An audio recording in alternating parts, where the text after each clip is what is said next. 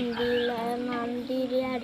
Good morning, students. How are you? Do you like story? Will you like to a story? Look what the picture. What is the story about? Who can say? Teacher tells the with action story.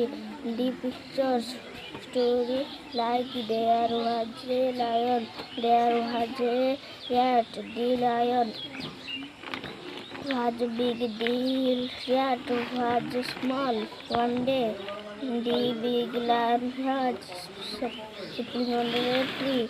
The small rat by mistake climbed up the lion. The lion was very hungry. He roared and roared, I kill you, I kill you.